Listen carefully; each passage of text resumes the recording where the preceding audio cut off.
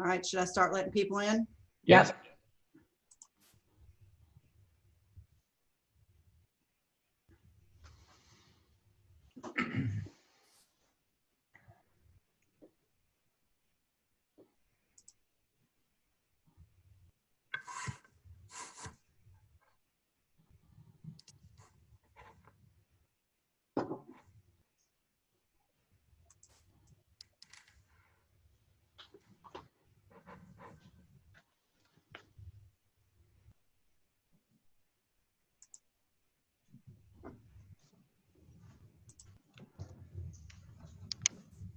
Good morning, everyone.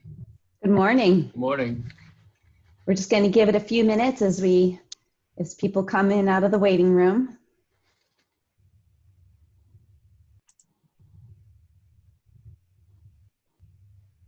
I think we had 120 registrants over the course of the day, so we're expecting big crowds throughout the course of this exciting event. Wow.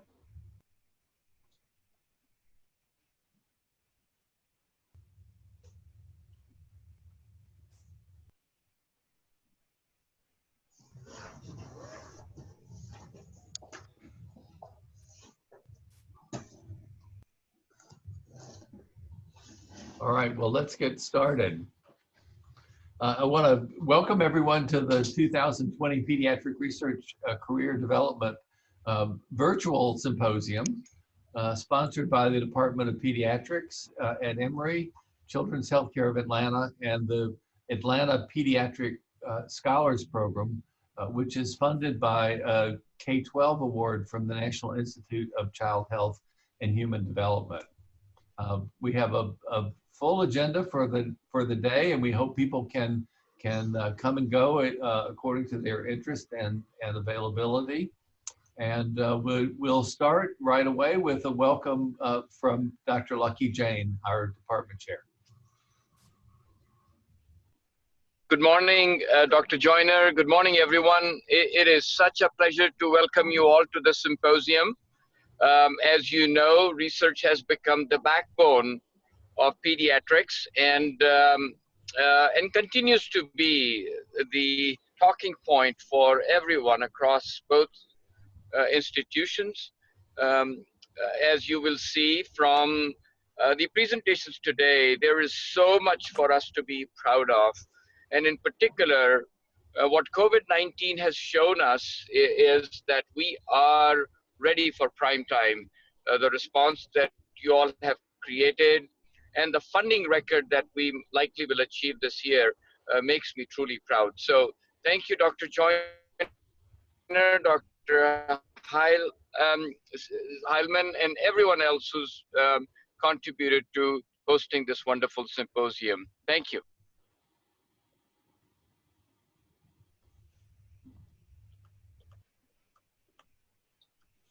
All right, next, Dr. Stacy Heilman, who is the chair of the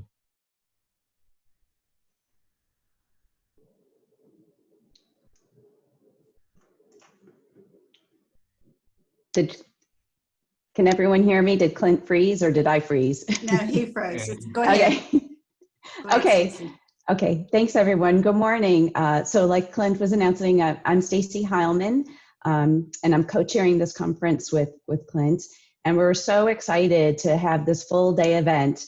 This is something that we did last year since it's sponsored by the K-12, which is a program that facilitates physicians their careers when they want to do basic science.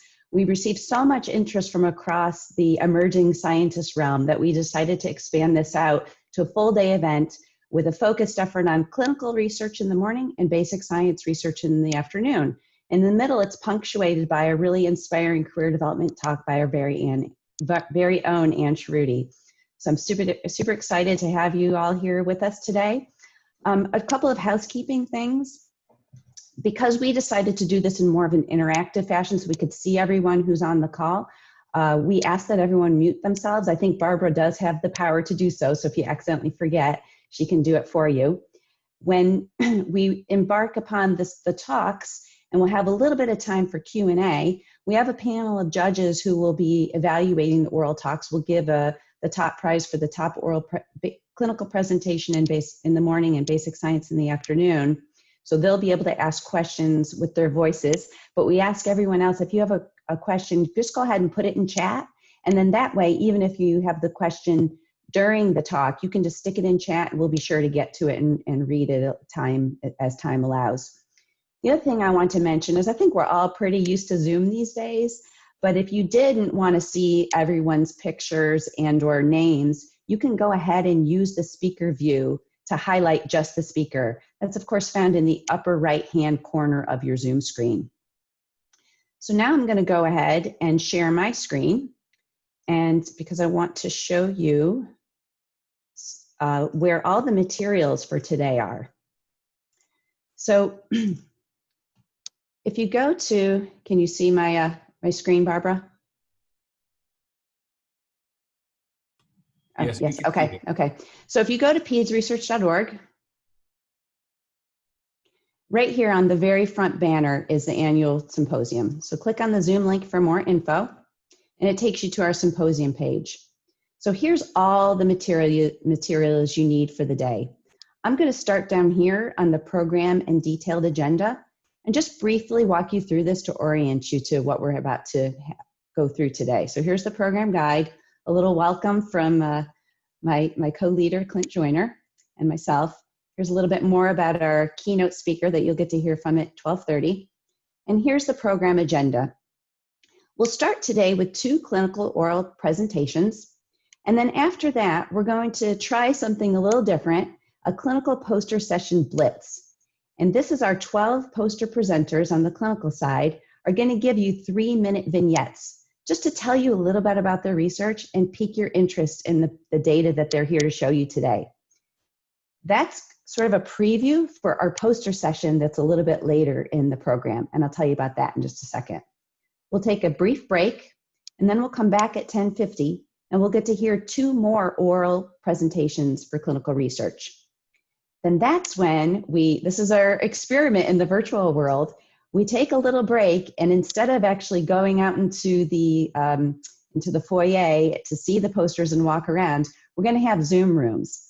And this is where you can go to each of the different speaker that you have heard from earlier and go to their Zoom rooms. So you can see here, if you want to go Tamara Miller, piques your interest in what she's talking about, just click on this link. It'll take you right to her Zoom room. And you can go, she'll share her screen, she'll show you her data, and you can talk in real time, just as if you were in person with each other.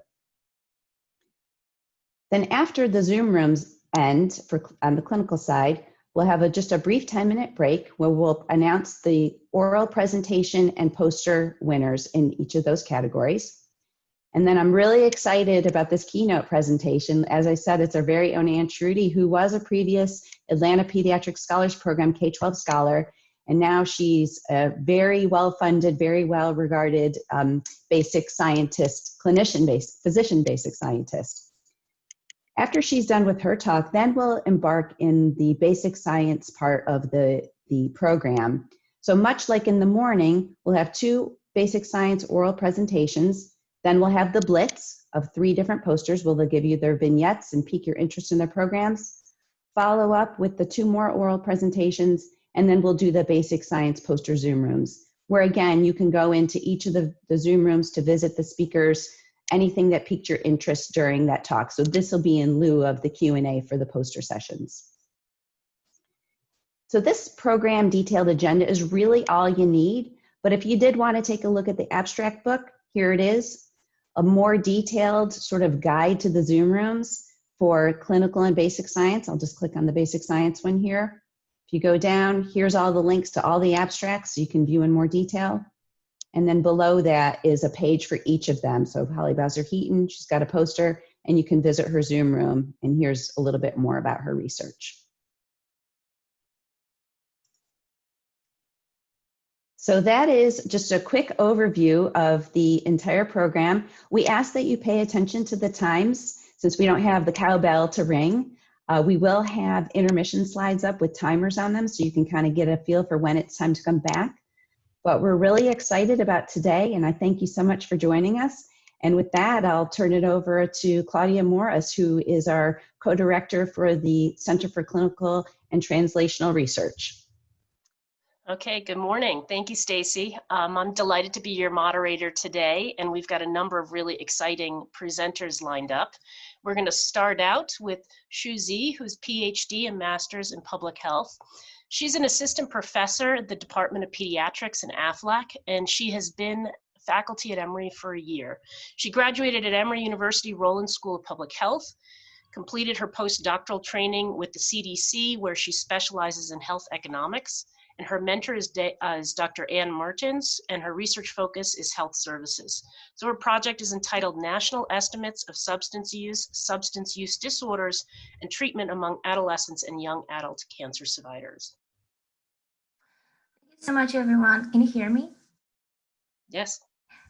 Thank you, everyone. It's my great pleasure here today to talk about our work that looks at substance use disorders, and treatment for substance use disorders among the adolescent, young adult cancer survivors. Next slide, please. Just a brief background, and as you know, in our country, there were about 678,000 adolescent and young adult, AYA for abbreviation, cancer survivors as of 2019. And this number is really expected to increase in the coming years. And AYA cancer survivors are at an increased risk for morbidity and early mortality secondary to their cancer and this aggressive treatment. But despite increased vulnerability, research has growingly shown that young cancer survivors continue to engage in risky health behaviors, particularly substance use and substance misuse. So substance use, which is actually a leading cause of morbidity and mortality among the AYA populations, among the general AYA populations, can actually exacerbate the existing vulnerability among cancer survivors and then put them at a further risk for adverse health outcomes. So to better inform interventions aimed at preventing and reducing substance use, it is critically important to understand the current prevalence of substance use, substance misuse, and addiction among the vulnerable AYA cancer populations as compared to the general population without cancer. Next slide, thank you. So to do this, this study provides the national estimates of the prevalence of substance use, substance misuse, and substance abuse or dependence, in other words, substance use disorders, as well as the receipt of treatment for substance use disorders among the AYA cancer survivors, as compared to the general AYA populations without a history of cancer. Next slide, please. So to achieve this goal, we use the National Survey of Drug Use and Health in the US, and we use the most recent years of this database, which is from 2015 to 2018. And for those who are not familiar, this database is actually a nationally representative cross-sectional survey database governed by the US Substance Abuse and Mental Health Services Administration. And this database provides rich data sources on substance use disorders and treatment for disorders, as well as many other issues such as mental health and treatment for mental health among the US civilians that are not institutionalized. And during our study period, the response rate of the survey database ranged from 67% to 69%. Next slide, please. So use this database, we are able to identify a nationally representative sample of AYAs aged 12 to 34 years, including about 832 AYAs who reported a cancer history, in other words, survivors. And we also included a comparison group, including AYAs who did not report a history of cancer. Next slide, please.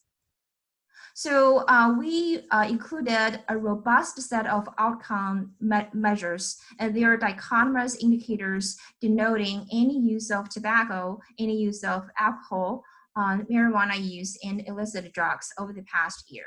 And we also included indicators for any use of prescription opioids, any use of other prescription psychotherapeutic drugs over the past year. And also we include indicators for inexperience of substance use disorders in the aforementioned drug classes of the past year. And finally, among a subset of those who had a substance use disorder over the past year, we further examined the receipt of any treatment for their substance use disorders over the past year. And we conducted multiple logistic regressions to compare these outcomes between cancer survivors and the comparison group. And in our regression models, we controlled for the following covariates in a stepwise manner. We first included in the models the social demographic factors such as age, gender, race and ethnicity, health insurance, and income, as well as several survey year indicators. And then we controlled for measures of health status, including self-reported general health, mental health status, and the number of non-cancer medical conditions. Next slide, please. So let's look at some results.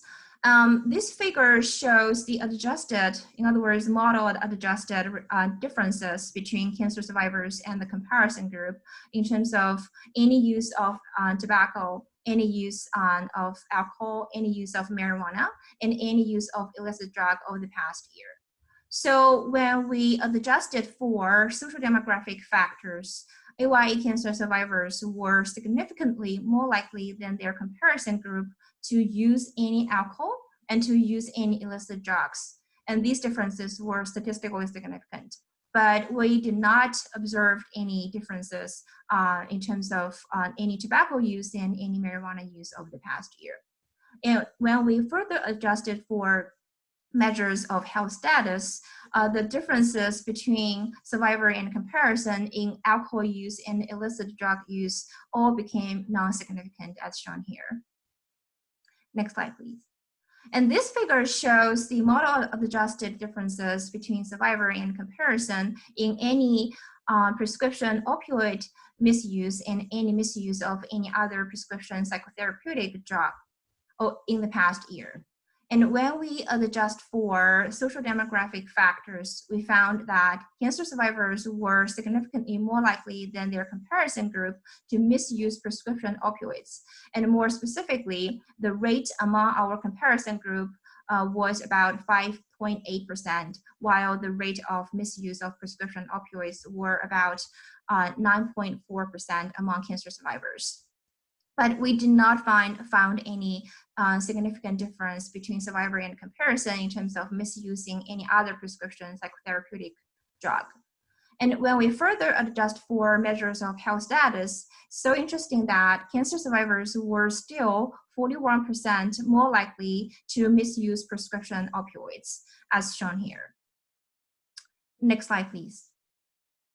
And this slide shows the several graphs that are adjusted differences between survivors and comparisons in substance use disorders over the past year, including nicotine dependence, alcohol use disorder, marijuana use disorder, illicit drug use disorder, prescription opioid use disorder, as well as other psychotherapeutic drug use disorder.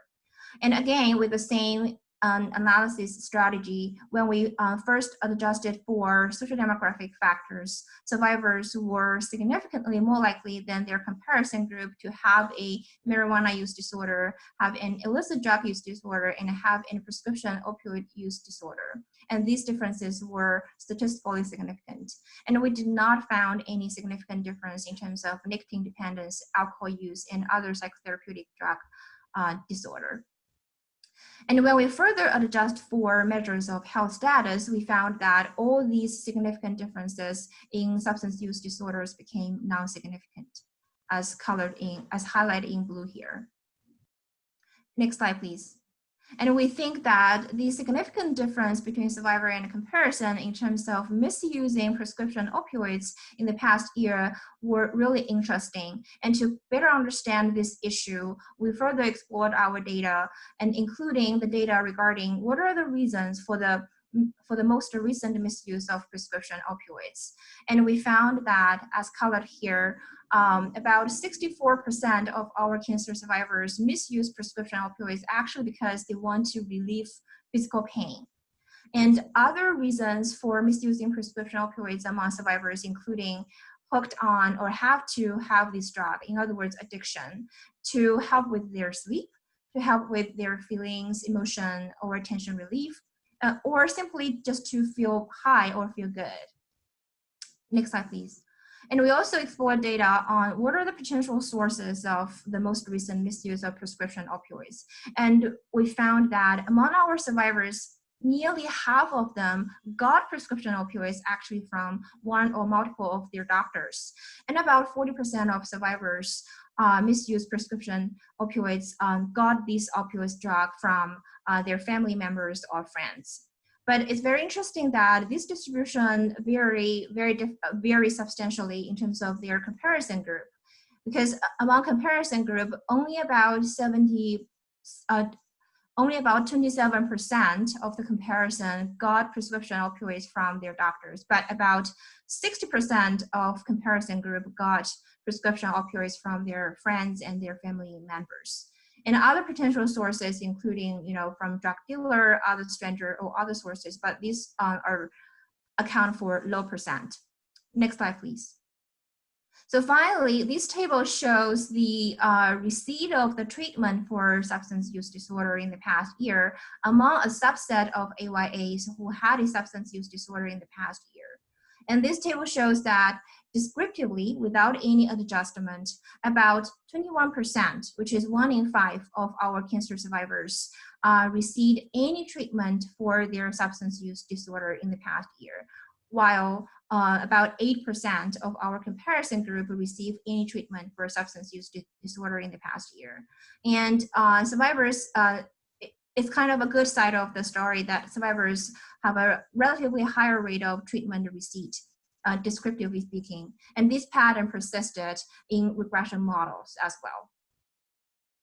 Next slide, please. So in conclusion, using national database, our analysis suggests that AY cancer survivors had significantly higher rates of substance use, substance misuse, and substance use disorders compared to their non-cancer comparison group. But it's interesting that these elevated rates in substance use problems were actually largely explained by differences in health status between survivors and the comparison group, but with the exception of prescription opioids misuse. But in spite of the increased problem of substance use and substance misuse among survivors, only 1 in 5 of our AY cancer survivors actually received any treatment for their substance use disorders over the past year. So putting together all these findings really highlight the importance of future interventions toward reducing substance use, reducing substance misuse, and to improve access to treatment to substance use disorder for AY cancer survivors.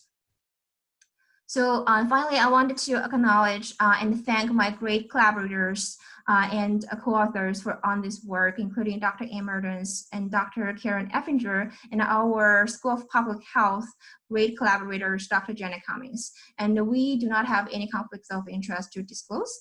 And in terms of current status, this work is currently under review in JAMA Oncology. And in terms of future direction of these studies, we are currently applying for more data from the restricted version of this national survey database, particularly more data on cancer-related, such as age of cancer diagnosis and time since the first cancer diagnosis, so that we could further understand what are the differences in these issues between the long-term cancer survivors and short-term cancer survivors. Next slide, please.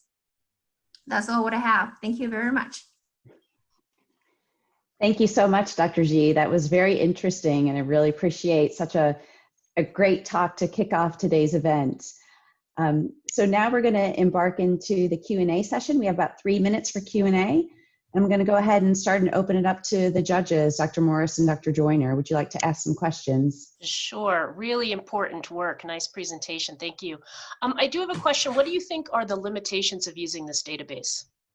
Yeah, so this is a cross-sectional survey databases, and we cannot identifying any causality. We can only identify association. And also, because it's a survey databases, it's not specifically designed for cancer. So we are in lack of some key information using the public available database, such as I mentioned, age of cancer diagnosis, time since cancer diagnosis, year of diagnosis, and what are the cancer treatment, cancer therapies, and also some granular level of details in terms of what type of treatment and subtype of cancer that the cancer survivors received previously. So I think these are all limitations of these databases. And to address some of these limitations, we are, as I mentioned, trying to apply for restricted version of this database to try to get more cancer-related information, such as age at the first cancer diagnosis and time since the first cancer diagnosis. But to further, to continue this line of research, I think other sources of databases, such as claims databases, could be a potential to further understand what's really going on in terms of prescription opioid use among our cancer survivors. Thank you. I have a question in chat. Shall I read that, Clint, or do you have a question first? Go ahead. Okay. So from Dr. Horowitz, we tell our patients that use of opioids as pain relief during BMT does not cause a risk for long-term opioid dependence. Are we wrong to say that? As you know, I'm an evidence health services researcher. I cannot answer this question in terms of yes or no, but I think from what I learned in the literature, this is really an understudied area. And I think to better answer this question, we really need more data, not only the survey, but also a large population-based, perhaps registry or claims databases to really understand the patterns and to get to this answer. Yeah, and I think that speaks directly to the next question. Do these statistics indicate a real clinical problem? The difference is, while statistically significant, we're not huge. Do you think that then extending it to these claims databases and getting more of a higher population will really reveal whether or not it's a true problem? I think that's the one good way to better understand this issue. And I think, and I totally agree, although it's very significant, the absolute level is not that incredibly large. Like, for example, among our control group, the rate of misusing prescription opioids is about 5%, and the rate of misusing prescription opioids among our cancer survivors are about 9%. So it's like 4 percentage points. Relatively speaking, it's not as large, but when we think about relative percent change, it's about 40% change increase. So we think even if it's not as clinical significant, but we think it's statistically and economically significant. But definitely, I think down the road, using larger claims databases is a direction to get more information on that. Okay, thank you so much. Thank you very much.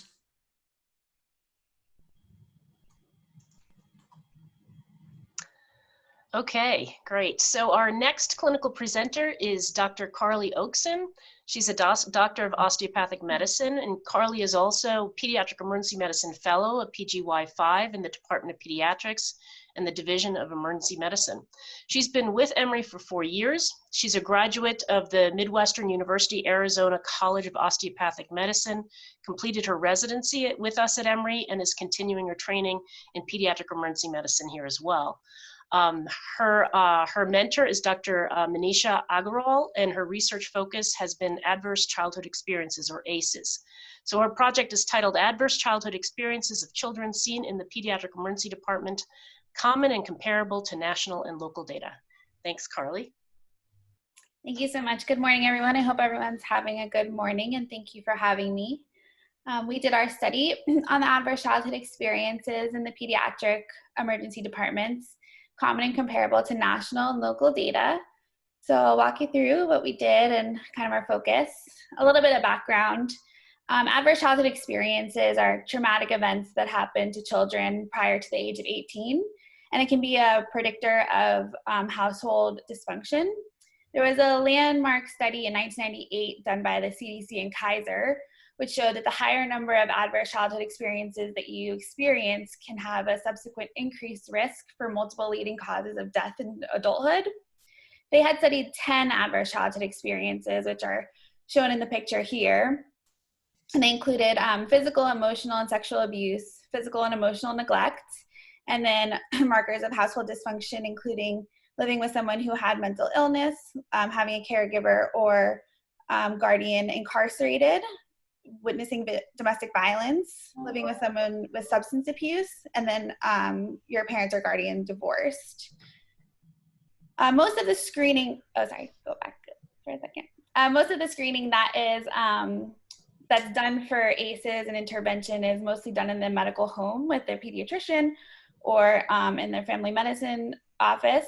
But we have a suspicion that patients that have high ACEs may lack PCPs and don't have regular follow-up, and that they're seen more commonly in our pediatric emergency departments. So if we're only screening in the PCP office, a lot of these patients might be missed. So that's kind of the basis for our study. So our objective is to characterize the prevalence of ACEs among patients in 2 pediatric EDs and then compare that to national and state data, identify healthcare utilization patterns in patients with ACEs, and evaluate acceptance of ACE screening and resources done in the pediatric emergency departments.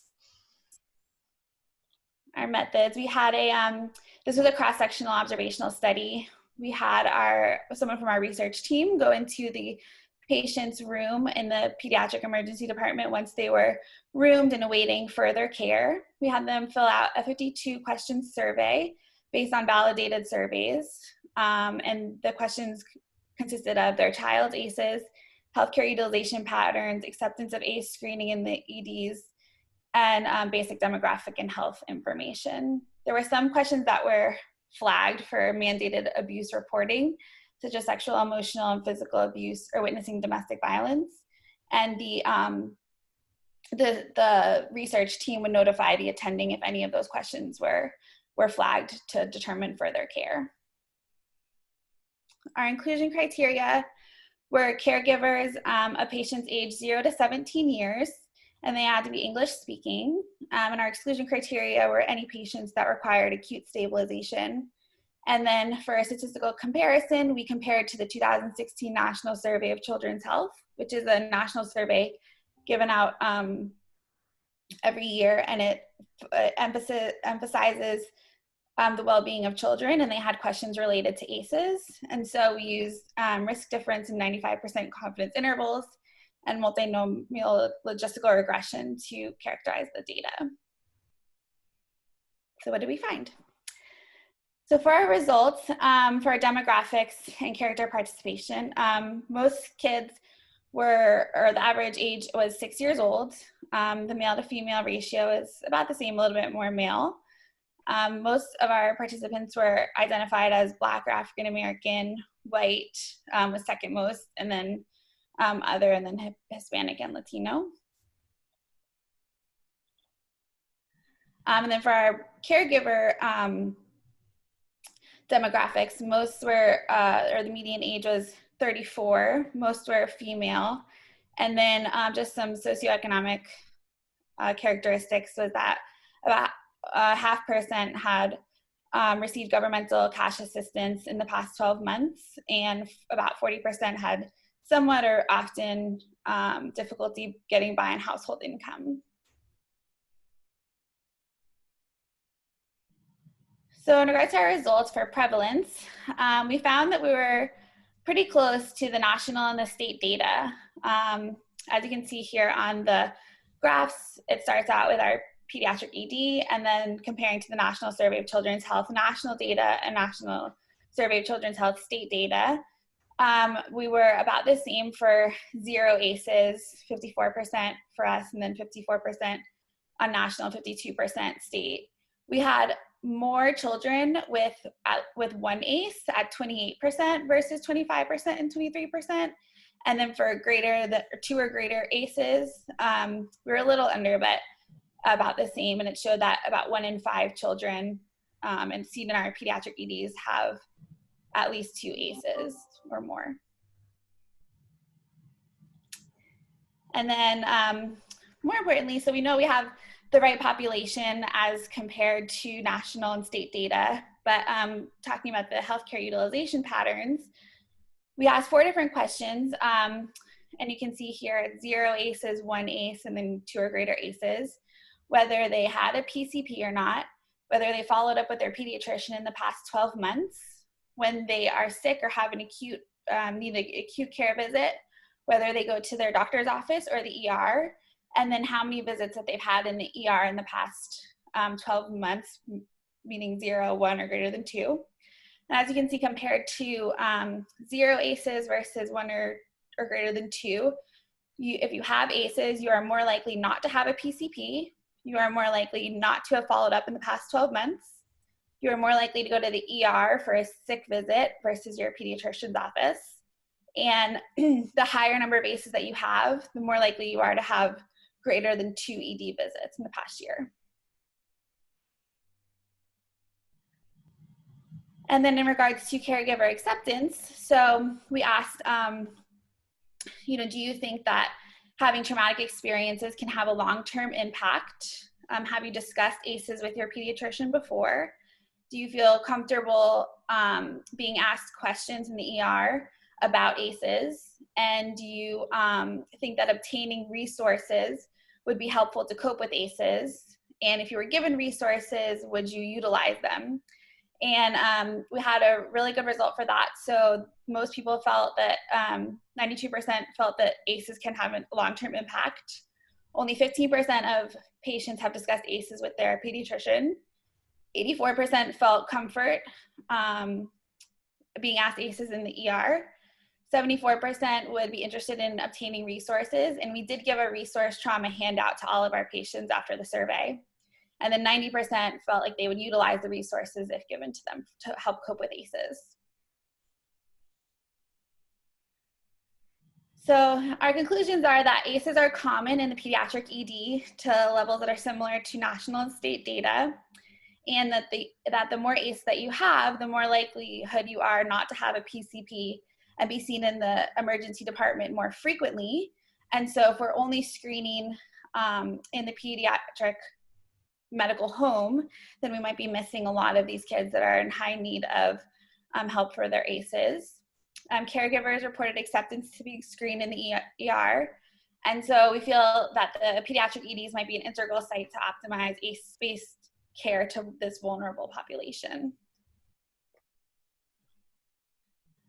So our strengths for our study is that we had a large sample size. It was, I'm sorry, I didn't say this part, but it was over 6 months, and we had sampled 1,011 patients.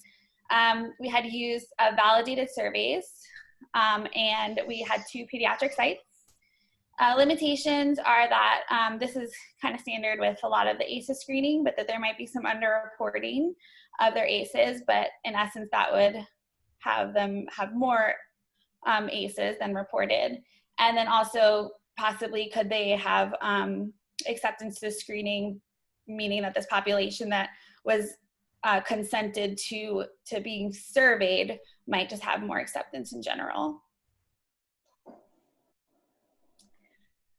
Our next steps is that we are preparing our manuscript to submit to Pediatrics. And I think that it's, for advocacy purposes, really important to see if we can do screening and intervention in our pediatric EDs and have a good referral site for these kids that if they're screened for ACEs, they can get into therapies and get treatment earlier.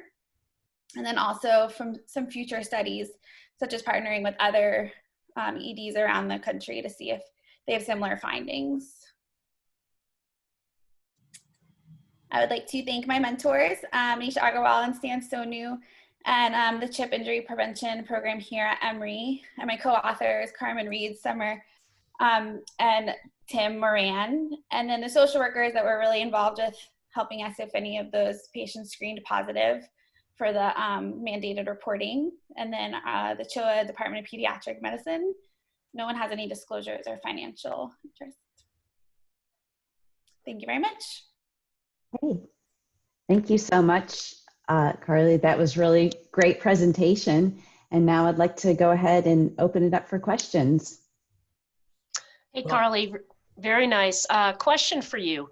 Can you just summarize what sort of resources were required to do this screening and how you think this might be feasible in a busy emergency department outside of a research study?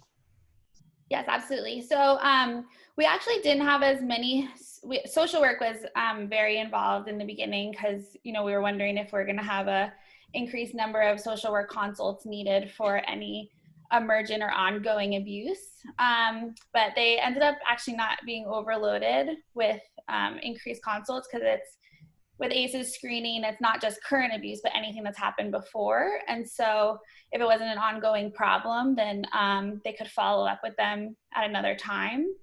And then we really wanted to focus on not obstructing the flow in the ED. So, not slowing down the process. And it seemed to do very well that like while they were waiting for services or while they were waiting for lab results, they were able to fill out the surveys. And so everyone seemed to be on board with it and think that it didn't obstruct any patient care at all. Dr. Joyner, do you have a question? Yeah, I wanted to ask if there was any data on the sort of accuracy of family reporting in the emergency room setting in terms of specificity and sensitivity of getting the right response. Right, so that's definitely a limitation that a lot of families, I think, might underreport, especially if they think that there might be any repercussions from stating that there is any abuse going on or domestic violence. And that's been a limitation amongst most ACE studies in general. But we did find that, we said that things were confidential unless obviously we needed to do any mandated reporting. So we did find a good number of patients that would, that seemed to answer reliably. Well, so one other question I had was whether or not and how the extent to which the exclusion of non-English speaking families might have affected or skewed the results in some ways. Definitely. They have shown that in other cultures, sometimes ACEs are in lower prevalence, but I think we just had issues with having to get a translator for our study. But I do think that we could, if we were to implement this on a wider scale, we could have the survey done in Spanish so that they could be able to read through it, and then that might change the results a little bit, if anything, make it possibly higher or lower, depending on what their responses were. Okay, thank you so much. Really appreciate the great presentation. Thank you. So now we're going to move to the clinical poster session blitz, and Dr. Joyner is going to moderate this part of the program for us. Okay, thank you, Stacy. In this portion of the program, we will feature studies selected for clinical poster presentation. There are 12 presenters, and they've recorded three short talks, 3-minute talks, I'm sorry, highlighting the key points of their studies. So the presentations will be quick and intensive and presented at this point without Q&A. So this is a poster blitz. For follow-up and a deeper discussion, we'll have the poster Zoom rooms available later in the program between 11:20 and 12:20. So we will, you'll get a chance to visit the Zoom rooms for each of the posters. So our first presenter is Dr. Karen Effinger. Karen's a pediatric oncologist in Aflac, and the title of her talk is Achieving Wellness After Illness for Teens, the AWAIT study, an app-based hope intervention. And I need to note that Karen will not be available for a Zoom visit. She's been called away unexpectedly, but you can email her directly with questions about her studies, and her email address is in the program booklet for you to find there.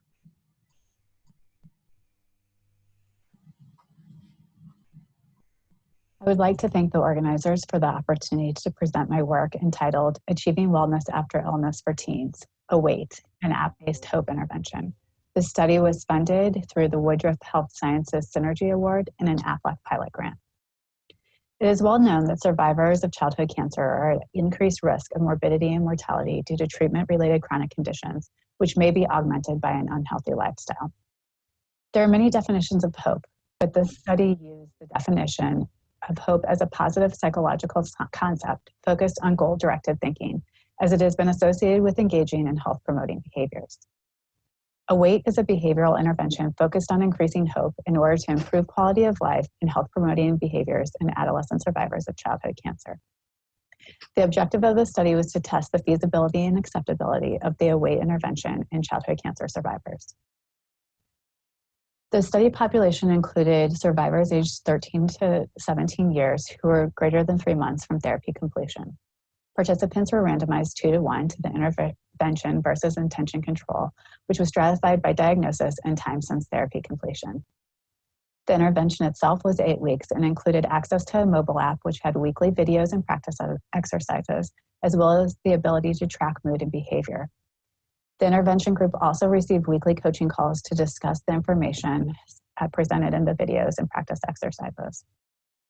Assessments were performed at baseline, 2 months, and 4 months, and included the revised Children's Hope Scale, the PEDS-QL 4.0, questions from the Youth Risk Behaviors Surveillance System survey, and acceptability metrics. Fisher's Exact and Wilcoxon Rank sum tests were used to assess differences between groups, and paired t-tests and McNamara's tests were used to evaluate within group changes. We enrolled 48 participants with a median age of 15 years, 54% were male, and 42% were survivors of leukemia or lymphoma. 63% of participants in the AWAIT arm completed activities in at least 7 of 8 weeks, and this was 71% before the COVID pandemic. Overall, 71% of participants completed the 2-month and 4-month evaluations thus far. At the end of intervention, there was no change in overall hope or quality of life for either group. However, AWAIT participants did have improvements in 2 hope-related questions focused on goal-directed thinking, and in school-related quality of life, physical activity, and screen time. 92% of those in the intervention arm would recommend the intervention to another survivor, and 79% were quite or very satisfied with the program.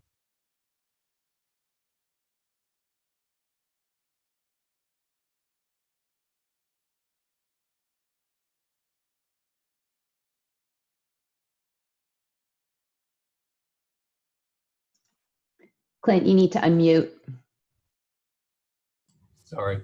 Our next presenter is Dr. Rachel Krieger, who's a second-year pediatric resident. Her talk is entitled Cobalamin Deficiency in Children with Sickle Cell Disease, an Unanticipated Risk for Use of Nitric Oxide Gas.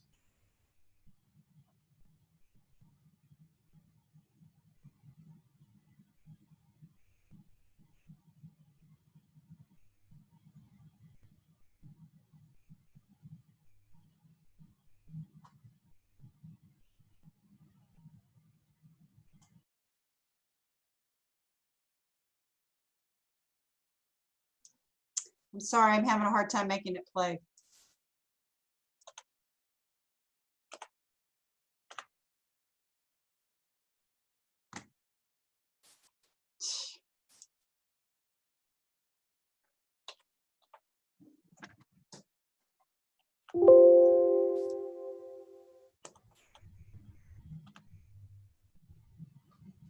It's not working.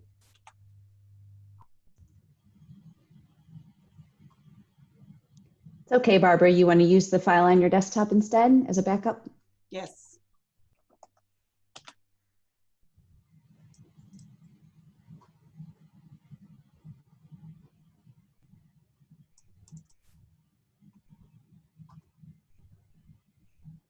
Good morning. My name is Rachel Krieger. I'm a second-year pediatrics resident at Emory University.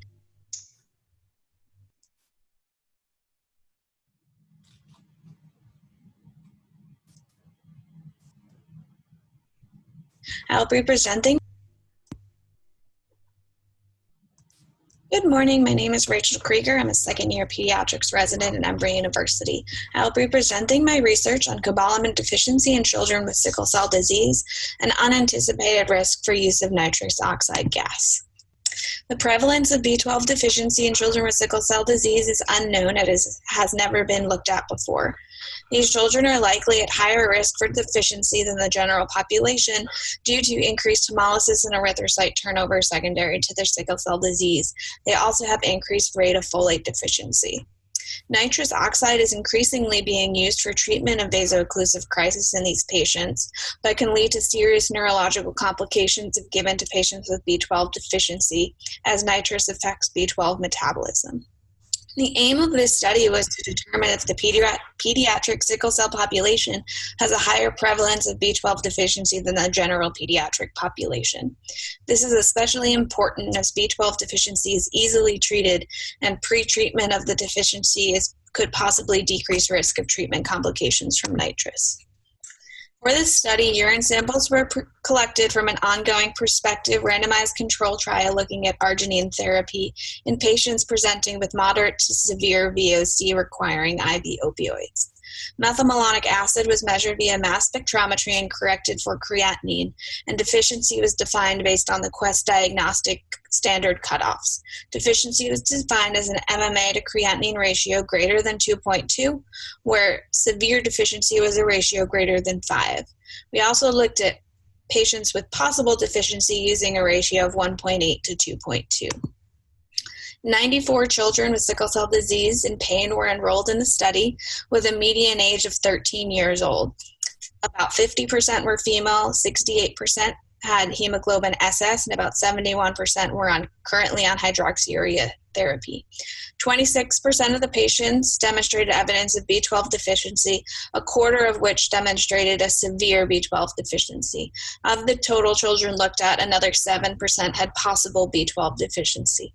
There were no statistically significant differences in the variables listed below between the patients with and without B12 deficiency. The importance of this research is that B12 deficiency has been associated with numerous clinical consequences that could be overlooked in patients with sickle cell disease, such as psychiatric and neurological symptoms, as they are more prevalent in the sickle cell population. A larger cohort study is needed to confirm these findings, but it would be reasonable to screen children with sickle cell disease for B12 deficiency.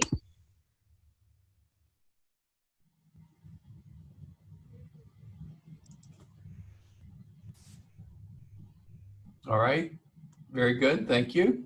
Our next presenter is Dr. Paul Lee. Paul is a postdoctoral fellow working with Dr. Aaron Buckley in the BME department of Georgia Tech and Emory University. The study is entitled Cerebral Effect of Blood Transfusions in Children with Sickle Cell Disease.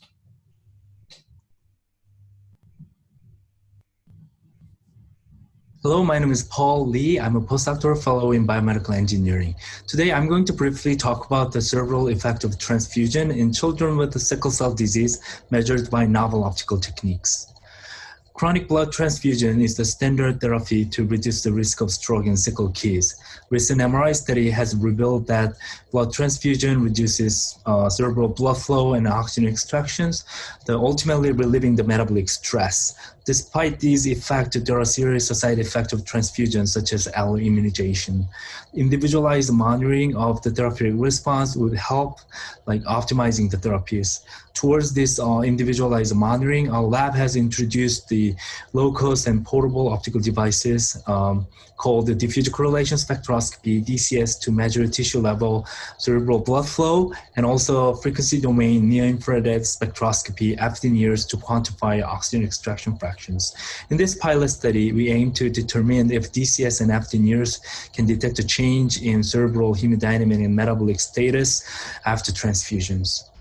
So far, we have recruited 6 children at CHOA. So we performed the optical measurement before and after single transfusions. Here are our portable devices. We held our optical sensor on the patient's forehead to assess the cerebral blood flow, oxygen extraction, and metabolism over frontal cortex.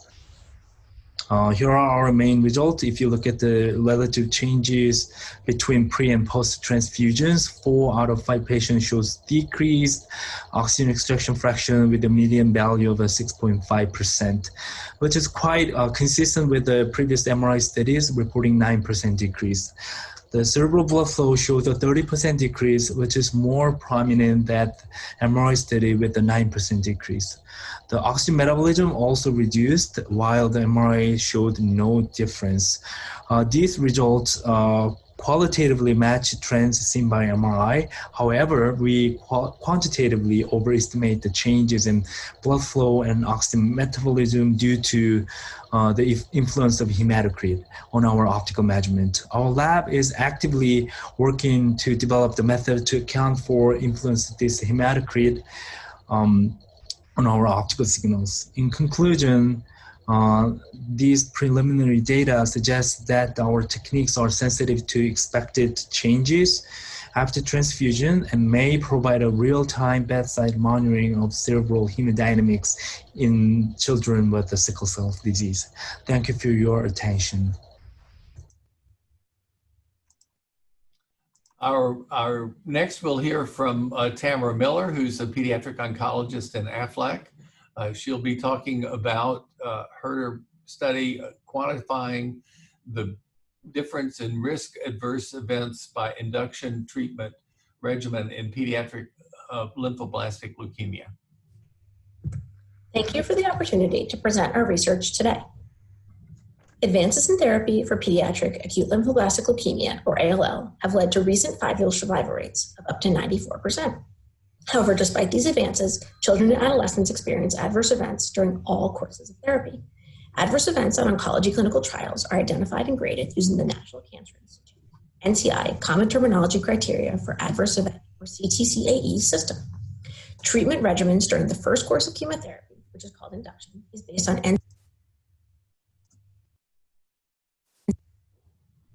NCI risk at diagnosis. Children are high risk if they are greater than or equal to 10 years of age, or if their white blood cell count at presentation is greater than 50,000. Children who are standard risk receive a 3-drug regimen that includes steroids, vincristine, and asparaginase. Children who are high risk receive a 4-drug regimen that also includes an anthracycline. Currently, there is a lack of published data on predictors of the risk of adverse events during induction or direct comparisons by induction treatment regimen. The objective of this study was to describe the overall incidence of clinically significant adverse events, hospital readmission and ICU admission during induction, and by treatment regimen. This was a retrospective cohort study of children ages 1 to 21 with B or T cell ALL who were diagnosed at Children's Healthcare of Atlanta between January 1st, 2010 and May 15th, 2018. We developed a priori algorithms to identify and grade 20 clinically significant adverse events based on CTC definitions. Manual chart abstraction captured the precedence and tie-ins grade of each of these AEs during induction, dates of hospitalization, ICU admission, and chemotherapy regimens.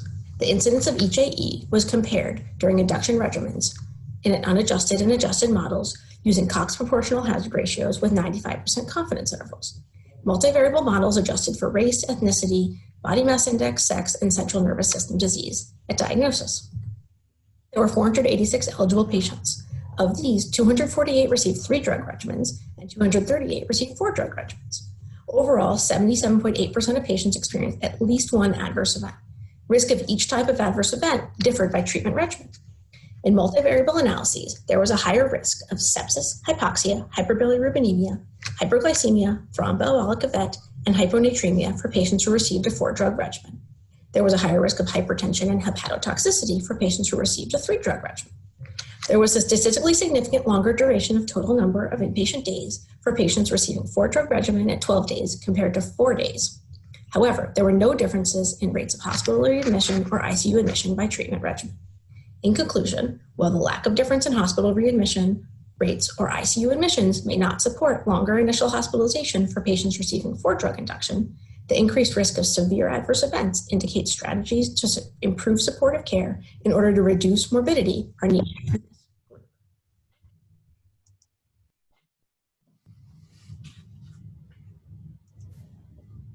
Our next presenter is Claudia Ocampo, who is a third-year pediatric resident. Her study is entitled Evaluation of Changes in Use of Methadone and Benzodiazepines Following Implementation of an Analgo Sedation Protocol in the NICU.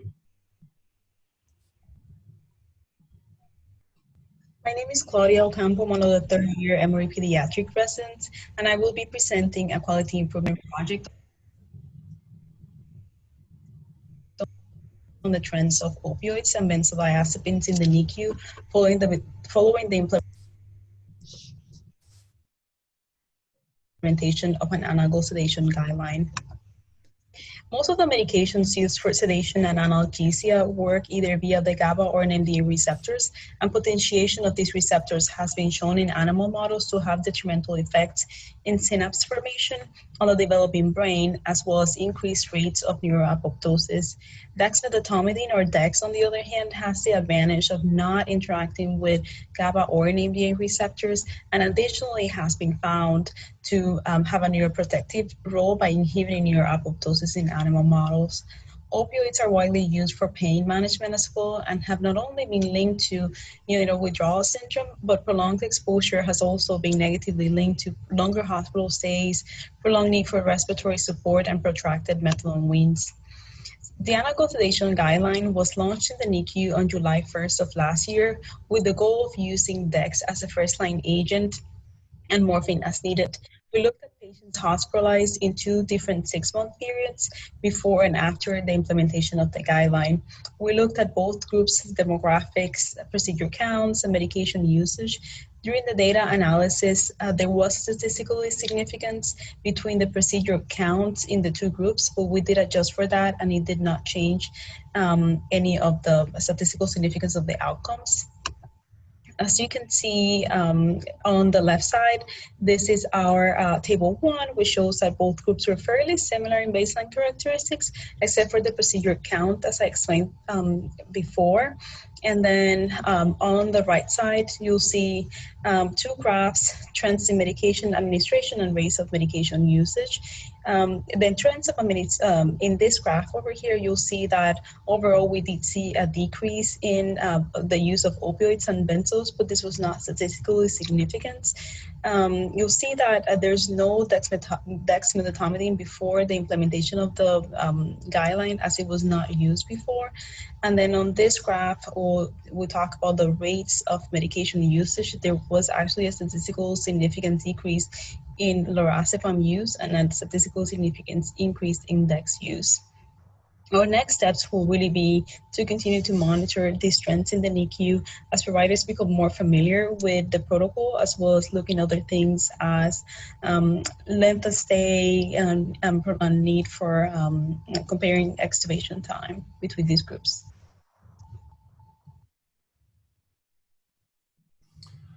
Next, we'll hear from Bonnie Reed, who's a pediatric psychologist, and her study is entitled Investigating the Contribution of Unique Risk and Protective Factors Associated with Health-Related Quality of Life in Newly Diagnosed Pediatric Inflammatory Bowel Disease. Hello, my name is Bonnie Reed. Thank you for the invitation to present our research on risk and protective factors associated with health-related quality of life and youth newly diagnosed with inflammatory bowel disease. Health-related quality of life is typically examined from a deficit standpoint, meaning factors associated with poor quality of life are studied. However, as quality of life is a continuous outcome, we know that some youth demonstrate resilient outcomes, meaning they may have average to above average quality of life despite diagnosis. We sought to examine temperamental characteristics that we hypothesized would be differentially related to quality of life outcomes. To this end, we examined emotional reactivity and adaptability. We characterized these within our patient population and used a risk and resilience framework to investigate how these factors are differentially related to quality of life outcomes. Participants include 54 caregivers and 56 youth newly diagnosed with IBD recruited through clinic. We collected measures of quality of life based on both parent and child report using a disease-specific measure, as well as parent report of emotional reactivity and adaptability. Male participants endorsed significantly higher total of quality of life. Parents reported greater emotional reactivity for their female children, and parents on average rated their children with IBD as demonstrating typical levels of adaptability. We next used multiple linear regression analyses to examine how these factors were associated with quality of life outcomes. Models of child and parent reported quality of life were similar, though children did rate their quality of life as higher compared to parent report. A risk and resilience model controlling for child sex and disease symptoms accounted for 73% of the variance in child-reported quality of life. Consistent with hypotheses, higher levels of adaptability along with male sex and lower child-reported disease symptoms were associated with higher child-reported quality of life. Similar results were found for parent-reported quality of life, with higher ratings of quality of life associated with male sex, fewer disease symptoms, and greater adaptability. We had hypothesized that emotional reactivity would be associated with poorer quality of life. Although this was found in correlation analyses, in both parent and child-reported quality of life regression models, emotional reactivity fell out as a significantly associated factor in the final model. Results suggest that although emotional reactivity was associated with quality of life at the bivariate level, when examined in a larger risk and protective factors model, higher levels of adaptability appear to play a larger role in explaining ratings of quality of life. Conceptually, these findings support the notion that attending to protective factors is valuable for understanding differential outcomes in children. By focusing on protective factors, a strengths-based approach may offer patients the opportunity to maximize quality of life when facing a new IBD diagnosis. In the future, we look forward to exploring strategies to promote adaptability so that youth may learn strategies for flexibly adjusting to environmental changes and challenges.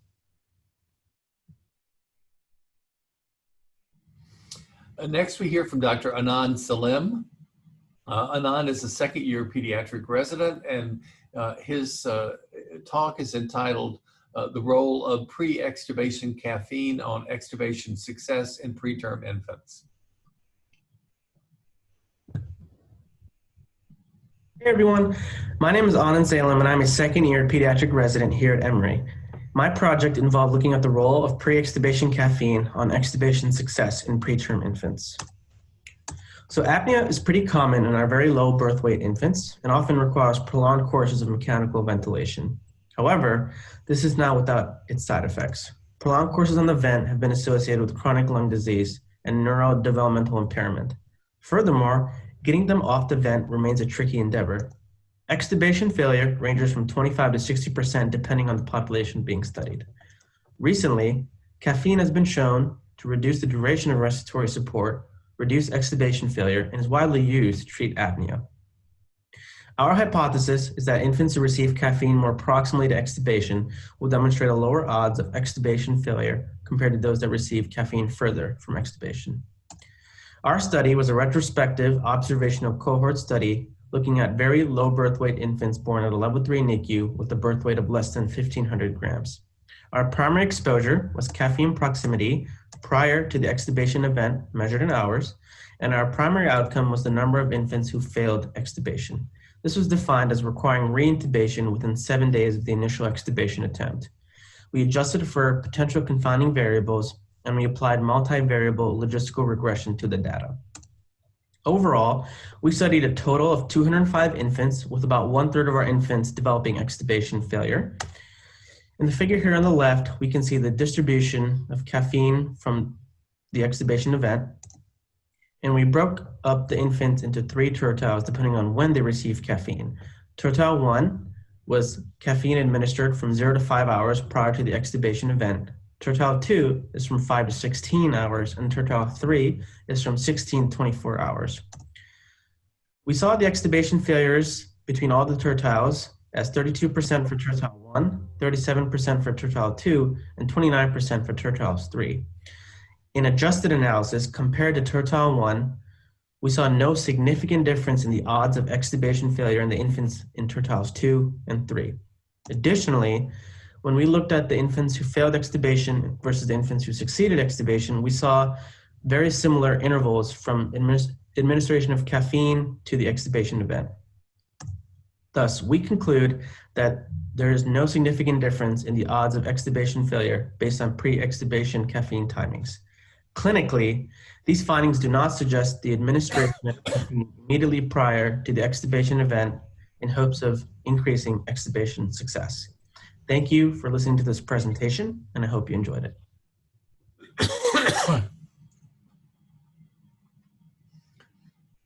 Our next presenter is Dr. Haley Suknari. Haley is a recent graduate of our Child Abuse Pediatric Fellowship Program, and she's currently an attending pediatrician in child abuse at Children's Hospital of the King's Daughters in Norfolk, Virginia. Her study is entitled Racial and Socioeconomic Disparities in Non-Accidental Trauma Screening of Infants Presenting with Simple Skull Fractures. Haley Suknari. I'm presenting on racial and socioeconomic disparities in non-accidental trauma screening. We know from previous studies that minority and publicly insured children tend to undergo screening for physical abuse or non-accidental trauma more frequently than their counterparts.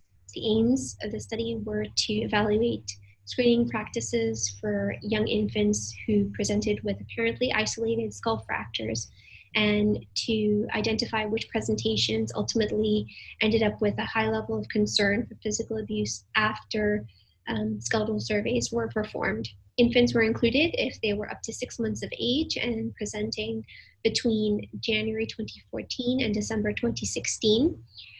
They were excluded if at any point prior to the skeletal survey there was a high level of concern for physical abuse. And an example would be 2 infants who were excluded because there were impacts to their heads during intimate partner violence in the home. The study population was divided into 2 main groups, those that underwent skeletal survey and those that did not. We additionally collected information on demographics, and our data was analyzed using chi-square, Fisher-Exact, and odds ratio calculations. In Figure 1, this is a racial breakdown of the population, and Black infants were screened more frequently than the other races. The p-value for chi-square was less than 0.001. In Figure 2, publicly insured infants were also more likely to be screened than privately insured patients. The p-value for chi-square was 0.001.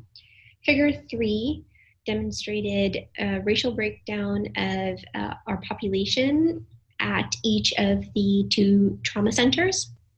The green bars demonstrate that Black infants were screened more often than the other races at both hospitals. And in Figure 4, this is a racial breakdown of the study population based on insurance coverage. Less than 50% of all groups, all races of infants were screened in the privately insured group. However, in the publicly insured group, 71% of Black infants were surveyed versus less than 50% of the infants in the other groups. And in summary, in conclusion, there were racial and socioeconomic disparities in NAT screening of the infants at our centers who presented with simple skull fractures. These findings should support a need for standardized protocols for NAT screening, especially in injuries with low likelihood of abuse.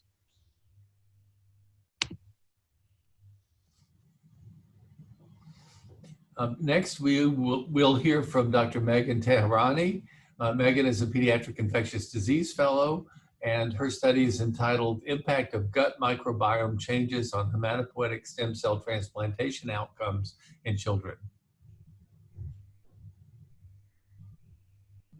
My name is Megan Teherani, and I am a 3rd-year Peds ID fellow, and my abstract is titled Impact of Gut Microbiome Changes on Hematopoietic Stem Cell Transplantation Outcomes in Children.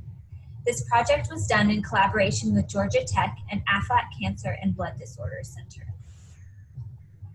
Higher microbiome diversity in adults through HCT is associated with decreased rates of bloodstream infections and improved overall mortality. Single-center studies show that using systemic antibiotics, particularly those with anaerobic coverage, lead to reduced short-chain fatty acid-producing organisms. Our study evaluated microbiome changes and outcomes in pediatric HCT patients. Our study included children less than 21 years of age with a hematologic malignancy. All patients received myeloablative conditioning and underwent transplant between 2013 and 2020. Patients were enrolled in an institutional biorepository, including 21 patients enrolled in an ongoing study using rifaximin prophylaxis. Our primary outcome was death at 1 year post-HCT.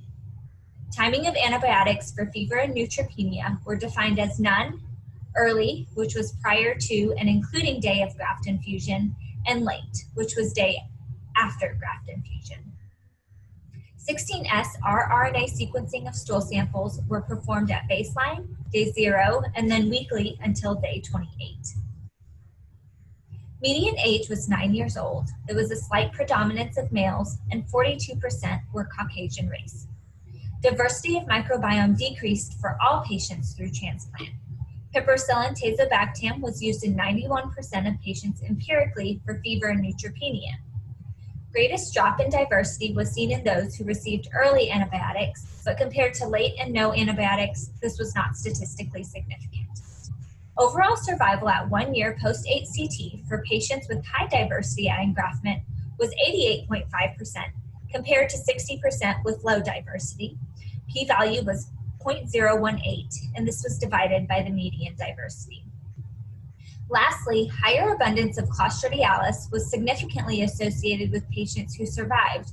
While there was an observed expansion of pathogenic orders for those who died, this was not statistically significant.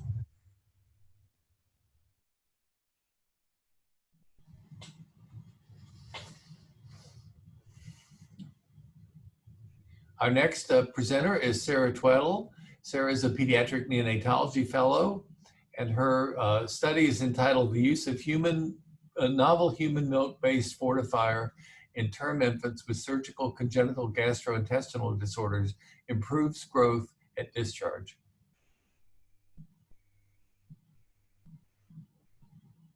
Hello, my name is Sarah Tweddle. The title of my project is Use of a Novel Human Milk-Based Fortifier in Term Infants with Surgical Gastrointestinal Disorders Improves Growth at Discharge. Human milk is the ideal source of nutrition for all infants, but alone is insufficient in protein and calories for infants with surgical congenital gastrointestinal disorders and critically ill infants. Therefore, a human milk-based fortifier formulated for term infants with surgical congenital gastrointestinal disorders is needed to provide optimal nutrition during critical illness and recovery from surgery. The purpose of this study is to demonstrate the safety and efficacy of a novel human milk-based fortifier designed for term infants with surgical congenital gastrointestinal disorders. Patients were fed an exclusive human milk-based diet consisting of mother's own milk and pasteurized donor human milk, fortified with a novel human milk-based fortifier, PBCLN2, from Prolacta Bioscience, specifically formulated for the term infant. The retrospective cohort was matched based on diagnosis, sex, birth weight, and gestational age.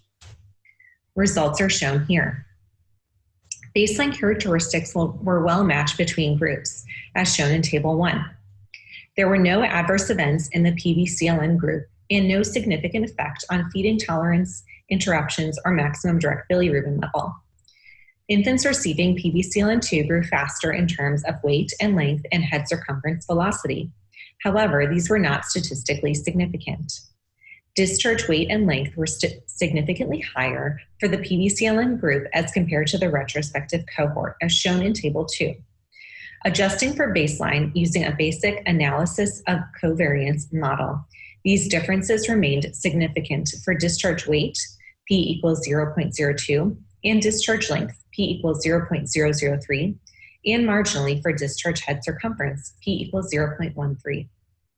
In conclusion, in this small cohort of patients with surgical congenital gastrointestinal disorders, including gastroschisis, omphalocele, and intestinal atresias, PBCLN2 demonstrates safety and efficacy by increased growth at the time of discharge. The non-significant differences in daily weight gain and growth velocities between these groups may reflect the small sample size and differences in parental nutrition during the early phases of surgical recovery. Thank you.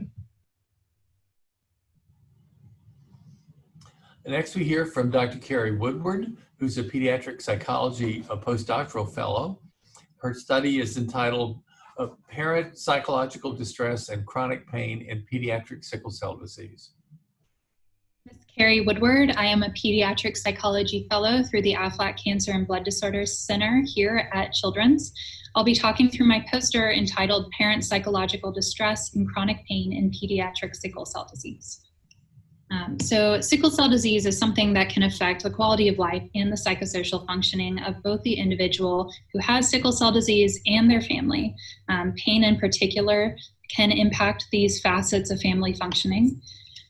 For the purposes of this study, we're going to be talking a lot about chronic pain, which is defined as pain lasting at least 6 months and something that impacts 20 to 40% of the sickle cell population. Chronic pain is associated with increased parenting distress, as well as decreased emotional and family functioning. Parenting distress, in turn, is associated with increased functional disability for the child and reduced child quality of life. So for this study, we're aiming to look at this whole pathway to look how parenting distress, parent emotional functioning, and family functioning are associated with child outcomes, including child quality of life and child daily functioning, and how they differ based on pain frequency in pediatric sickle cell disease. Here's some sample characteristics for you. Our sample included 75 parent-child dyads. The parents were generally speaking mothers or stepmothers.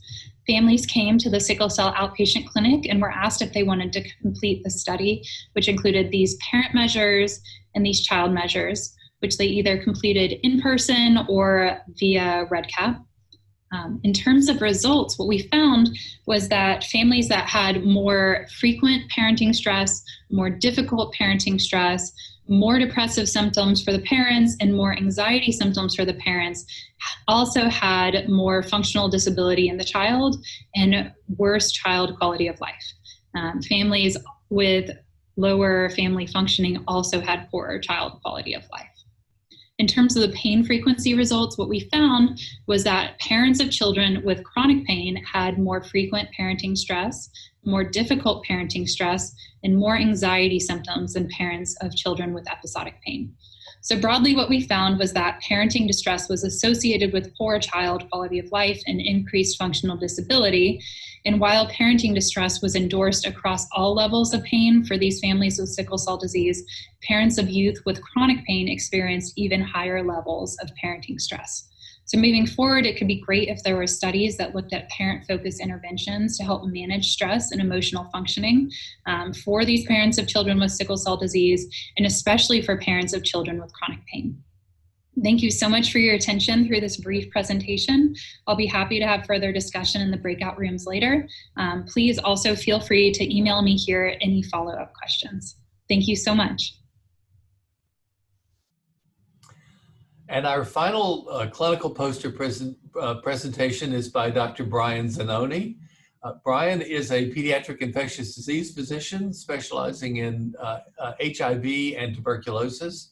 The study he will present is entitled Development and Validation of the HIV Adolescent Readiness for Transition Scale in South Africa. I'd like to thank the organizers for allowing me to present the development and validation of the HIV Adolescent Readiness for Transition Scale, or HARTS. Approximately 320,000 perinatally HIV-infected children and adolescents are living in South Africa. Yet there are no guidelines on how or when to transition adolescents from pediatric to adult care in South Africa. They also have poor retention and care and viral suppression after transition. Therefore, we designed and validated the HIV Adolescent Readiness to Transition Scale, or HARTS, to determine when an adolescent is ready to transition to adult care. The HEARTS was developed in South Africa with perinatally HIV-infected adolescents, all receiving antiretroviral therapy and aware of their HIV status. We initially used focus groups with 20 adolescents and 11 healthcare providers to develop the initial scale. We then calculated the psychometric properties with 131 adolescents receiving antiretroviral therapy. We used generalized linear equation models with the overall HEARTS score and the individual domains. We correlated the responses to self-described transition readiness and age using linear regression. The scale was validated with 199 different adolescents prior to their transition to adult care. We measured viral suppression 1 year after transition to adult care and used multivariable logistic regression based on the continuous HEARTS value.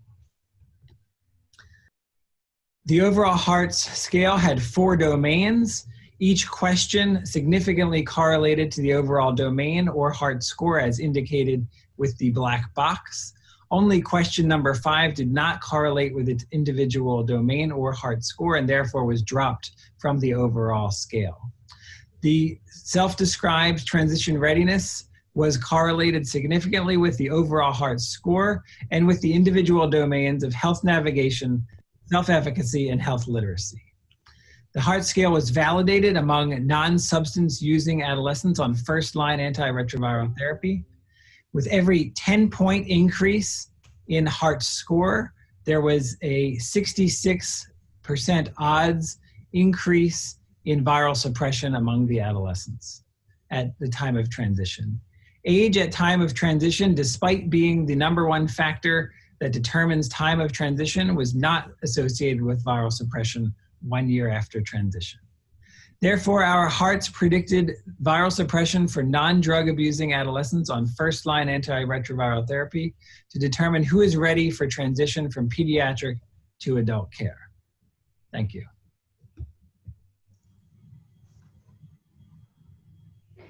Thank you so much, everyone, for that great Blitz session. And I want to give a special shout out to Barbara Kilborn for troubleshooting on the fly. I think we got this experiment down pat. So now we're going to take a brief break. We are ahead of schedule because that's just how we roll here. And so we're going to return at 10:50 a.m. for continuation of the clinical research oral presentations. So Barbara will be putting up a screen with a countdown on it, but we'll look forward to seeing you back here at 10:50 a.m. sharp.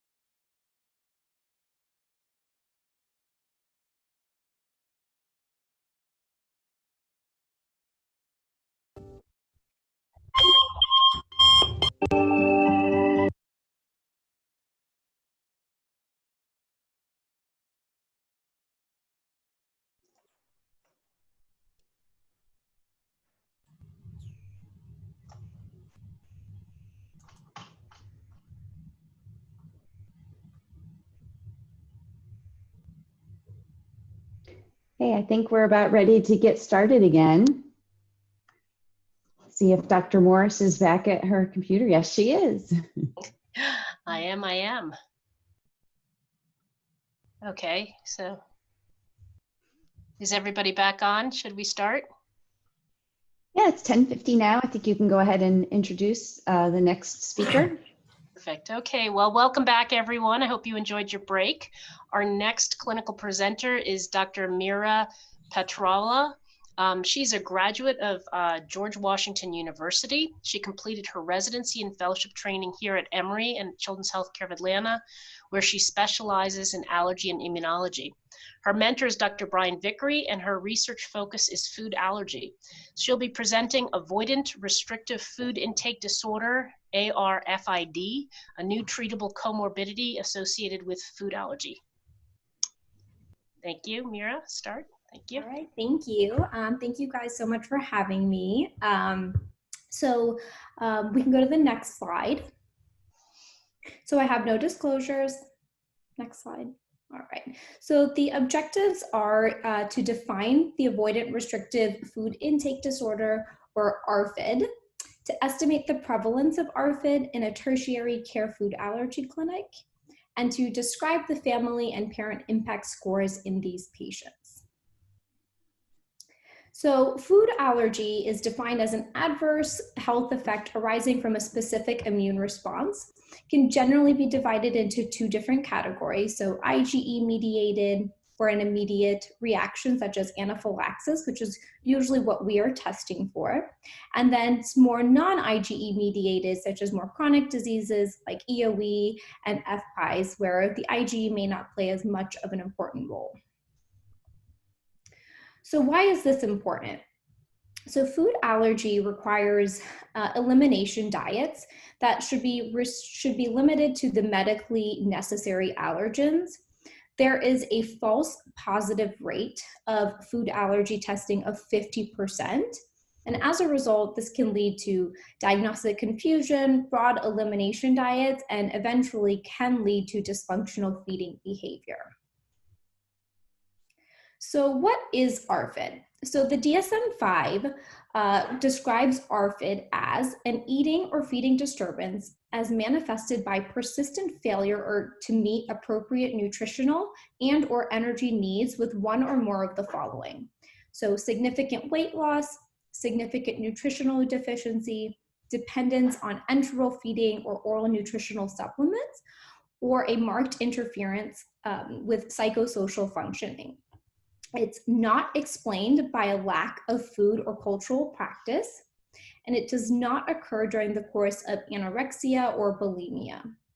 And it's not explained by a concurrent medical condition. So this is where it fits in with food allergy. So if there is a concurrent medical condition, the eating disturbance exceeds what is routinely associated with the condition.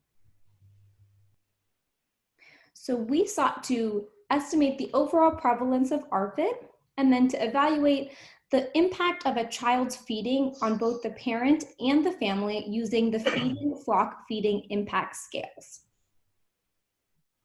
So our study population included patients that were 6 months to 18 years, and they met criteria for a suspected or confirmed food allergy by the provider.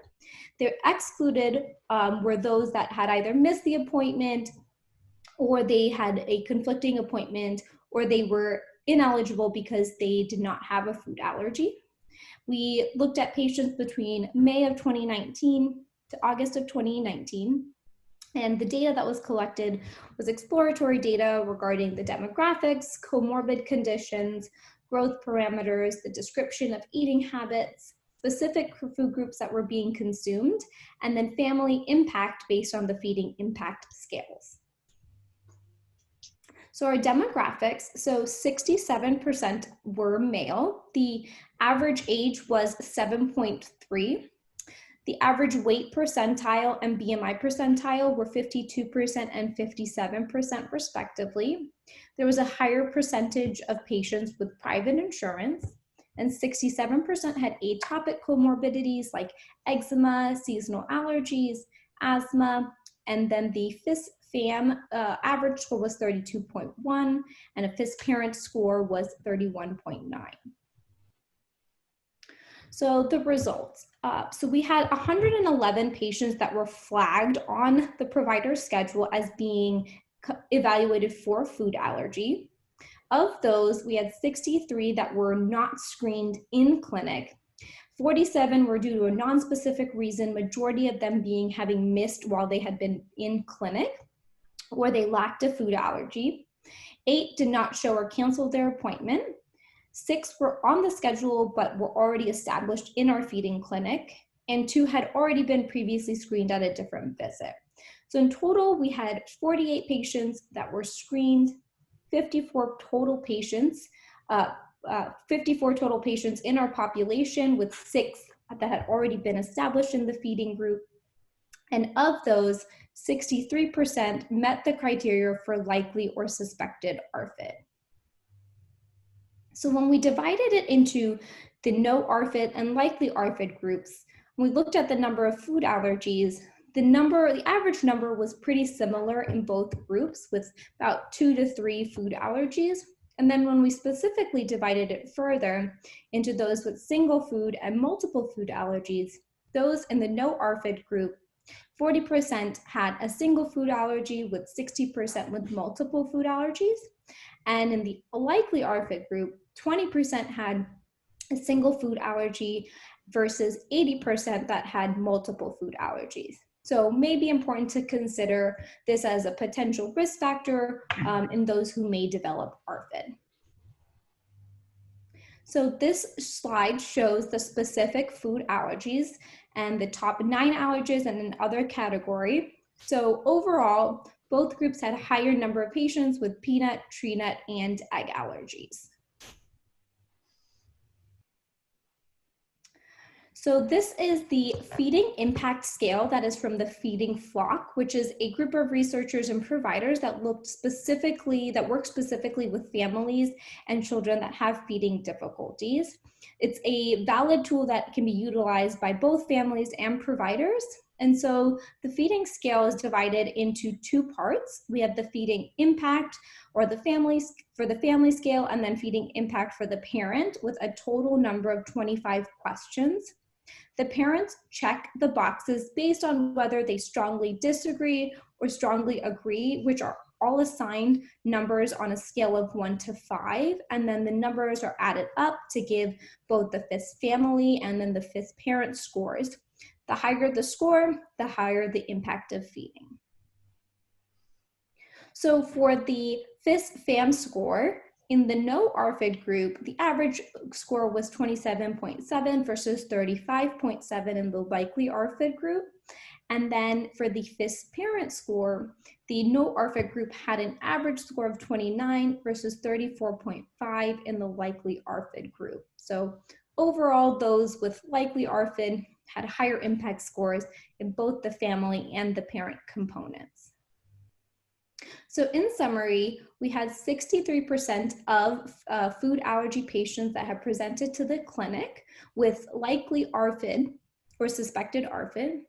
And those with this likely or suspected ARFID, 80% had multiple food allergies, with peanut, tree nuts, and egg being the most common. And then the average FIS fam and FIS parent scores were higher in the likely ARFID versus the no ARFID group, which may suggest that there's a higher impact on those in the likely ARFID group. So regarding future directions, it's going to be important for us to implement some type of screening protocol in clinical practice to recognize these patients with possible ARFID. That might be a multidisciplinary approach with working with psychology and nutrition on a more consistent and regular basis. Assessing risk factors that may be associated with higher risk for ARFID, and then ultimately addressing ways to manage these patients, either by decreasing the use of indiscriminate testing and early interventions, and collaborating with our feeding team. And that's it. Thank you so much. Thanks to my mentors and all the other people that helped with the project, Dr. Sharp, Kate, and Catherine. Thank you so much, Dr. Patrawala, for a really great presentation on a very important and emerging area of research. So I'm going to turn it over to our judges, Dr. Joynerson and Morris, for initial questions. Really interesting work. I do have a question. How do you differentiate between what is food avoidance due to a true allergy versus not, given the fact that we don't have the greatest tools to identify true food allergies? Right. So when we have patients that present with a with our testing, even though it has a 50% false positive rate, the negative predictive value is actually relatively good. So it helps us at least with those that have negative testing and sort of not a consistent history to maybe to address those in a different manner. When we looked at the patients that have both food allergy, the way that we had to really decide whether or not they fit the ARFID criteria was we sort of went back with Dr. Sharp and Dr. Vickery, and we actually looked at specific criteria that we felt would be considered sort of out of proportion to what was considered normal. And that was, is there a negative impact relationship with foods, with safe foods or non-allergenic foods? So are they avoiding not just the foods that they are supposed to be avoiding, but are they sort of avoiding everything because of sort of some fear or whatever it may be? And that might be in different food categories of less allergenic foods. And then does it also affect social functioning? And that might be social interactions at school, parties, whatever that might be. So we sort of used that criteria that we discussed between our teams to really decide whether or not they would be likely or suspected ARFID. I wonder, Amira, I wonder if there are any data on the incidence of ARFID in the non-allergic population. I mean, I think, I don't know very many parents of 3-year-olds that are happy with the way they eat. So yes, what do you know about that? So I think that's a great question. We're putting the literature together. There's not a ton of literature in the food allergy group, just like you had said, which is why we're interested in looking at this population. This is actually like a relatively new diagnosis where they sort of they took the feeding disorders in the DSM and sort of split them up. And so it's a very specific group because we're not looking at patients with anorexia or bulimia or other things. So I think that those first criteria, where is there a nutritional deficiency? Is there something that's really impeding on the psychosocial component? And then is there a dependence on enteral feeding, oral nutritional supplements? So I don't know the exact numbers for how much it is in the non-food allergy group, but I know that it hasn't been looked at for us and our food allergy patients, even though it's probably a comorbid condition.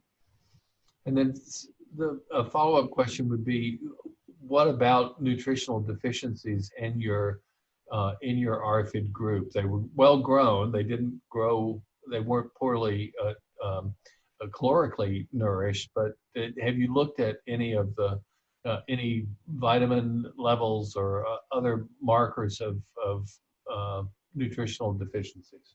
That's a great point. We actually have not looked at that specifically, but it may be worth us actually going back to our cohort of patients and specifically looking to see if any of those tests had been done. Obviously, it's a little bit harder since this was sort of just a snapshot of patients that had already been seen in clinic and or being established in clinic.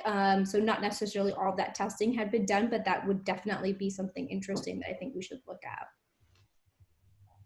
Hey, thank you so much. I think we'll move forward in the program. Claudia, would you like to introduce the next speaker? Yep, excellent. So our final clinical presenter is Dr. Christy Rostad. She is an assistant professor of pediatrics in the Division of Pediatric Infectious Disease. Christy joined the Emory faculty in 2016, and she's a graduate of Emory University where she completed her pediatric residency and fellowship in pediatric infectious diseases. Her mentors are Dr. Evan Anderson and Larry Anderson, and Christy's research focus has been respiratory viral infections and vaccines. And her project today is very timely, serology in children with multi-system inflammatory syndrome, or MIS-C. Christy, you're muted. Thank you. Thank you very much, Claudia, for that introduction. And thank you for inviting me to speak. Today I'll be presenting, as Claudia mentioned, quantitative serology in children with MIS-C associated with COVID-19. And this was a highly multidisciplinary project, a collaborative project among a number of members of our department. Preeti Jaggi was our senior author, and this was done in collaboration with the laboratories of Mehul Suthar and Jens Reimert. And we have published this on medRxiv if anyone's interested in looking at the data more closely. And we just found out yesterday that it was provisionally accepted to pediatrics. So we're excited about that. So I'll start with background about COVID-19 in children. So from the beginning of the pandemic, we've understood COVID-19 to be a relatively mild disease in children. So children account for about 22% of the US population, but only 6.7% of laboratory confirmed COVID-19 cases and less than 0.1% of COVID-19 attributable deaths. And so these graphs below are from the CDC, and on the left you can see the age distribution of laboratory confirmed COVID-19 cases compared to the distribution of deaths attributable to COVID-19 on the right. Risk factors for hospitalization include extremes of age, so infants less than 1 year of age and older adolescents, and you can see that in the graph shown on the left. And then risk factors for ICU admission include adolescent age groups, which is also shown in the graph below, and underlying comorbidities. And you can see kind of the breakdown in the table below that the majority of children who require ICU care do have underlying comorbidities, so about 83%. So our understanding of COVID-19 disease in children has been that it's a relatively mild disease, particularly for previously healthy children. So our perception, though, was kind of jarred in late April when reports began surfacing of an inflammatory syndrome in children associated with COVID-19 from Western Europe, starting in the UK and Italy and areas where there was a high incidence of COVID-19. And this multi-system inflammatory syndrome had some overlapping features with Kawasaki disease, and it was affecting children who were previously healthy. And one of the most concerning things about it was the severe clinical outcomes that were associated with it, including the requirement for ICU care, hemodynamic shock, myocarditis, respiratory failure, and even some deaths. And this image is just a timeline that shows how quickly information has been evolving about our understanding of COVID-19 and MIS in children. So the first cluster of pneumonia associated with COVID-19 was initially reported at the end of December 2019, so still relatively recently.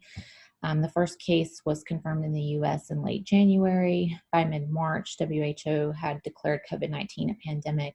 And then in late April, these reports of MIS-C began emerging. And by mid-May, the CDC had issued a health advisory and a case definition for what they termed multi-system inflammatory syndrome in children associated with COVID-19. And by the end of June, the New England Journal had published the two largest clinical characterizations of MIS in the literature to date. So I wanted to include the case definition of MIS here. So the CDC defines MIS as an individual aged less than 21 years who presents with fever, laboratory evidence of inflammation, evidence of clinically severe illness requiring hospitalization, multi-system organ involvement, and no alternative plausible diagnosis, and a positive test for either current or recent SARS-CoV-2 infection or a known exposure to COVID-19. You can go to the next slide. And these are the clinical features of MIS that were described in one of the first New England Journal articles. And this was co-authored by our own Preeti Jaggi and Matt Oster and Keiko Tarquinio, and also one of our former fellows, Jen Collins. So you can see that the median age of the children who presented with MIS was 8.3 years. The majority were previously healthy. 80% required ICU, about half required vasopressors, 20% required mechanical ventilation, and 2% died. And the graphs on the right on the top show the distribution of cardiovascular involvement. So 80% of these kids had some form of cardiovascular involvement. And then the bottom graph shows non-cardiovascular involvement, and you can see that more than 90% of these children of any age presented with predominant gastrointestinal symptoms. and we've observed that in our cohort as well. So the leading hypothesis regarding the pathogenesis of MISC is that it's attributable to post-infectious immune dysregulation following SARS-CoV-2 infection. And so our aims were first to measure SARS-CoV-2 serologic responses in children with MISC, and to compare those to children with COVID-19, with Kawasaki disease, which again has overlapping clinical features with MISC, and with other hospitalized pediatric controls. And then our second aim was to correlate these serologic responses to metrics of clinical disease severity and clinical outcomes. And we hypothesized that the SARS-CoV-2 antibody titers would correlate with the diagnosis of MISC and with clinical disease severity and outcomes. And this shows the breakdown of our clinical cohorts. So these children were enrolled into a pediatric specimen collection protocol for outbreaks of public health importance, which was designed to be a flexible protocol that could be rapidly implemented when there were outbreaks like COVID-19. And we enrolled 10 children with MISC, 10 with symptomatic COVID-19, 5 children with Kawasaki disease who tested negative for SARS-CoV-2, and 4 hospitalized controls, and those children were evaluated for one of the above conditions but did not meet diagnostic criteria. And so these are the baseline characteristics of the patients included in our cohort. So the median age of children with MISC was 8.5 years. There was not significant difference between the sex, race, or ethnicity breakdown among the different groups, but we have observed in the larger CHOA cohort as a whole that the majority of children with MISC are African American and the majority of children with COVID-19 are Hispanic ethnicity. And these are breakdown of the clinical characteristics of these patients. So the majority of children with COVID-19 had underlying medical comorbidities, which is consistent with previously published literature. In terms of the clinical presentation, there were not significant differences in the proportion of patients that presented with respiratory or GI symptoms among the groups, but we did note that 100% of our children with MISC did present with gastrointestinal symptoms. And these are the breakdown of the laboratory values of the children in our cohorts, and the distinguishing laboratory features of MISC included absolute lymphopenia and thrombocytopenia. And these are the breakdown of clinical outcomes. So children with MISC were significantly more likely to require ICU admission and to have shock requiring either inotropes or vasopressors. And the majority also had respiratory failure requiring at least high flow nasal cannula. So with our cohort of patients, we performed 2 different types of serologic assays. So we performed ELISAs, which were based on an assay developed in Jens Rabernt's lab, and neutralizing antibody assays, which were developed in Mehul Suthar's lab. And the figure on the left shows the SARS-CoV spike protein with its receptor binding domain. And the receptor binding domain was the antigen that we used in our ELISAs. And so the spike protein of SARS-CoV-2 is the surface glycoprotein that's responsible for viral attachment and entry into the host target cells.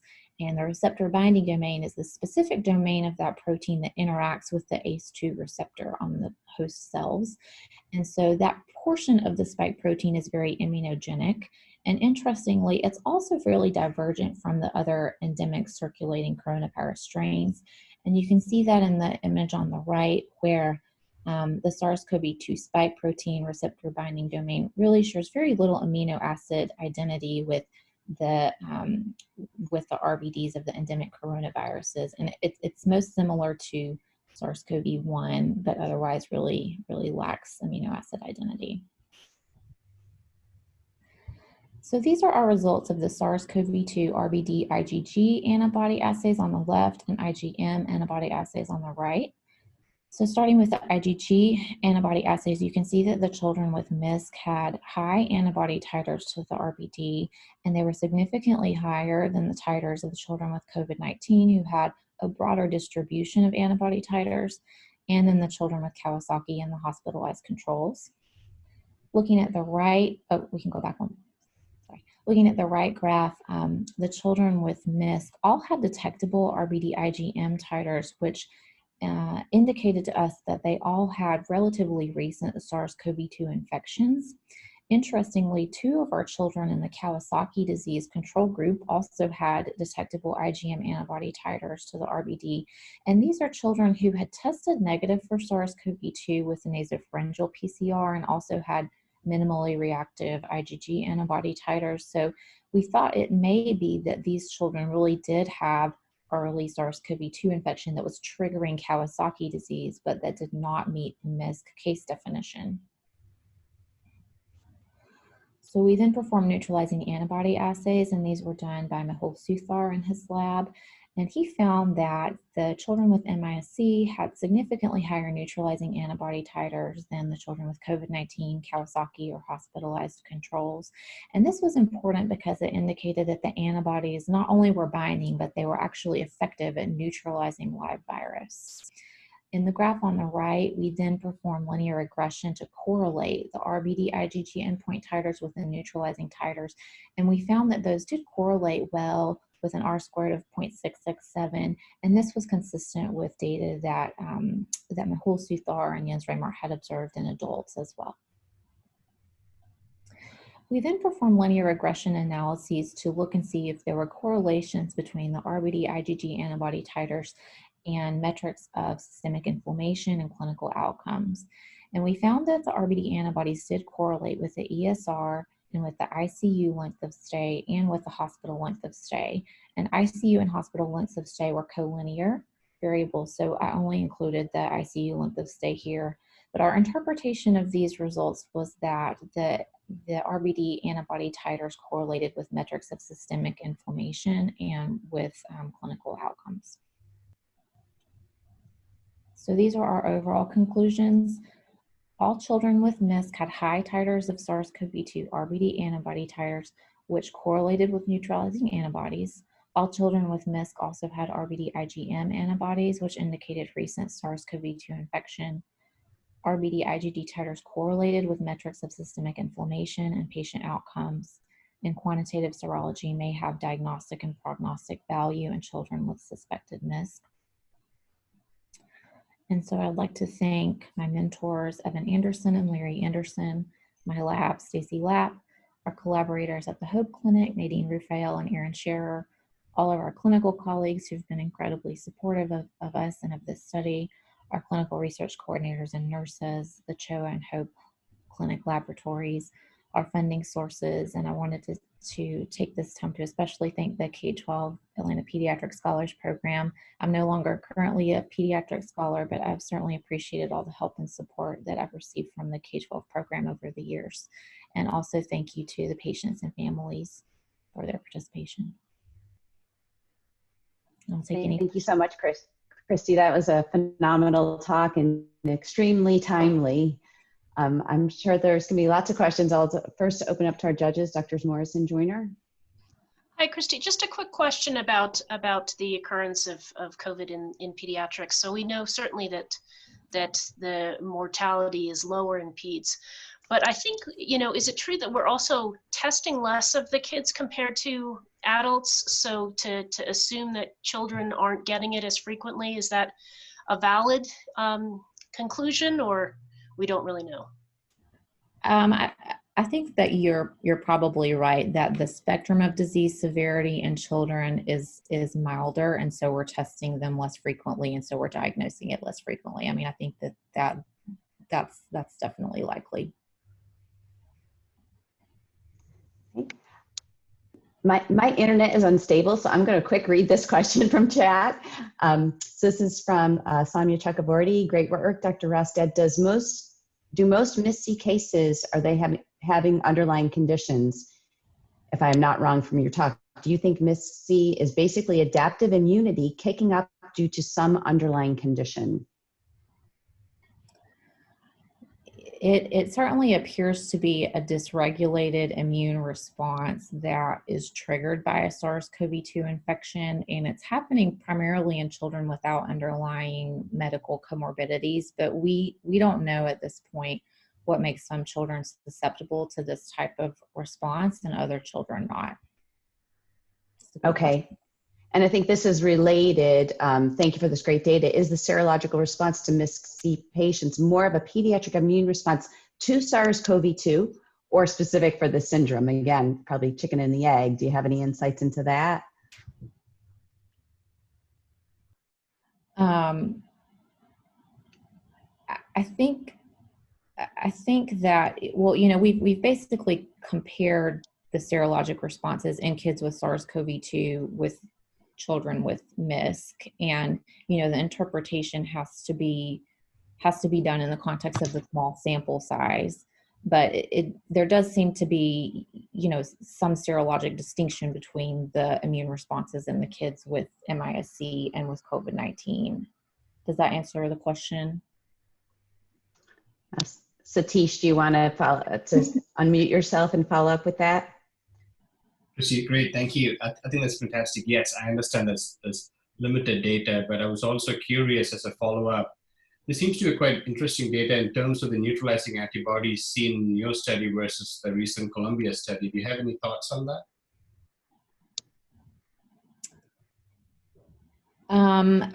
If you're referring to the medRxiv Columbia study, where they found that kids who have MIS-C, they found that they had lower neutralizing titers than adults with COVID-19. But again, the cohorts that they were comparing in that medRxiv article were children with MIS-C compared to adults with severe COVID-19. And I think that there are things that we maybe don't completely understand about differences between adult immune responses and children, which make the studies not directly comparable.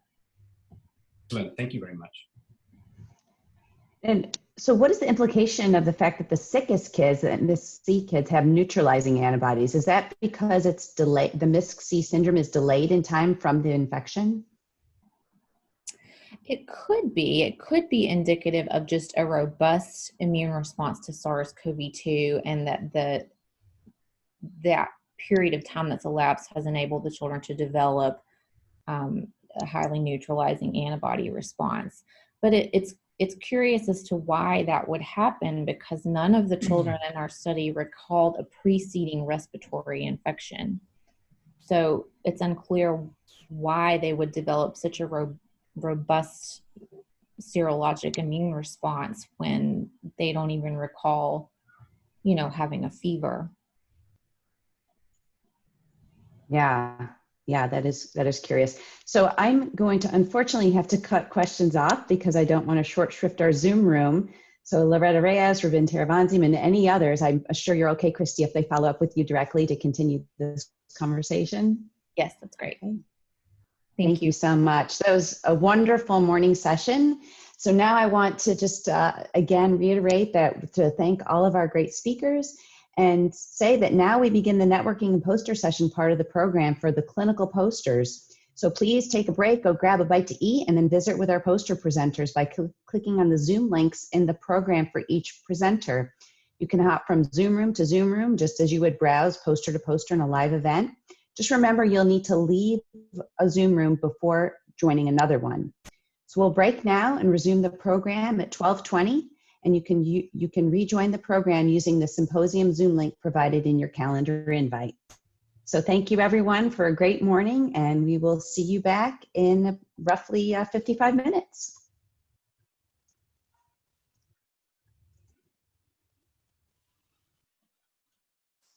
Christy, that was an excellent talk. Thank you.